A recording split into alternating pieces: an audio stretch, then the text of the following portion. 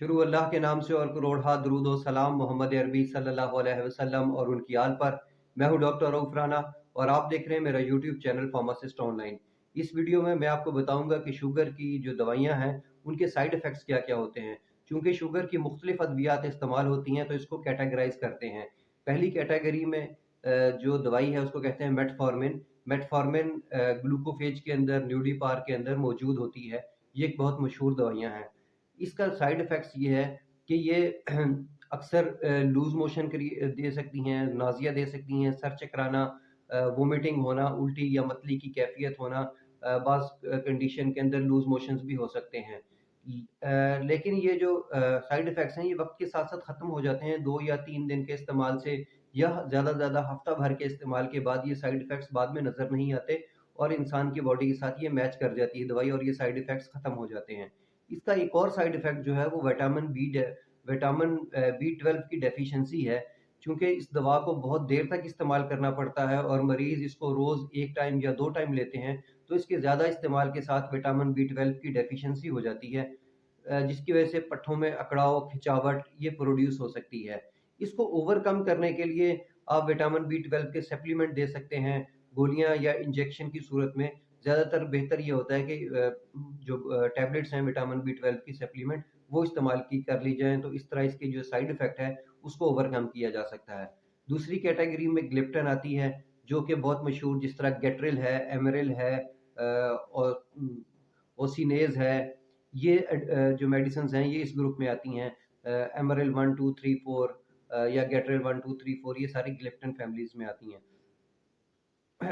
इसका सबसे ज़्यादा जो साइड इफ़ेक्ट है वो ये होता है कि चूँकि ये मेडिसिन पैंक्रियाज़ को स्क्वीज़ करती हैं और इंसुलिन एक्सक्रीट कर रही होती हैं, तो इसका ये होता है कि अगर आपने वक़्त पर खाना ना खाया हो तो शुगर का लेवल डाउन हो सकता है, और इससे सर चकराने वग़ैरह की कैफ़ियत हो सकती है। तो इसको ओवरकम करने के लिए सबसे बेहतर तरीका ये है कि एक तो वक़्त पे खाना लिया जाए, अगर फिर भी शुगर लेवल बाज़ औक़ात डाउन होता है, तो कुछ वक़्फ़े के बाद थोड़े बहुत स्नैक्स लेने के साथ ये जो है साइड इफ़ेक्ट इसको ओवरकम किया जा सकता है। ओवरऑल ये मेडिसिन्स बहुत अच्छी तरीके से शुगर को कंट्रोल करती हैं। तीसरा जो कैटेगरी है उसको ग्लिप्टन कहते हैं, जिस तरह सीटाग्लिप्टिन, विल्डाग्लिप्टिन। इसमें मशहूर अद्वियात में सीटामेट या अकेला सीटाग्लू और इसके अलावा ज़ेंग्लूमेट और विल्डोमेट, ये अद्वियात जो हैं ये इस कैटेगरी के अंदर आती हैं। इसके अंदर जो जिस तरह मैंने आपको बताया कि ज़्यादातर इस्तेमाल होने वाली दवाइयों में सीटामेट होता है या ज़ेंग्लूमेट होता है, साथ मेट लगा होता है। इसका मतलब ये होता है इसके अंदर सीटाग्लिप्टिन तो पाया जाता है, उसके साथ-साथ इसके अंदर मेटफॉर्मिन भी होता है। अब इसके अंदर 2 दवाइयाँ मौजूद होती हैं, इसलिए इनके साइड इफ़ेक्ट्स भी 2 दवाइयों के ही, जैसे फ़ायदे 2 दवाइयों के होते हैं, इसी तरह साइड इफ़ेक्ट्स भी दोनों दवाइयों के ज़ाहिर होंगे। पहली जो सीटाग्लिप्टिन है, उसके साइड इफ़ेक्ट्स ज़्यादातर यही सर चकराना, मतली की कैफ़ियत होना, ये एक नॉर्मल साइड इफ़ेक्ट्स हैं। हाँ, इसका किसी-किसी को सीवियर साइड इफ़ेक्ट्स ये हो सकता है ग्लिप्टिन फ़ैमिली का, जिस तरह सीटाग्लिप्टिन या विल्डाग्लिप्टिन का।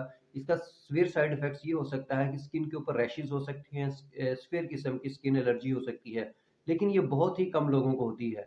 अगर आप पहले ही स्किन के आर्ज़े में मुब्तला हों, तो डॉक्टर को पहले बता दीजिएगा अगर उसने आपको ये प्रिस्क्राइब की है।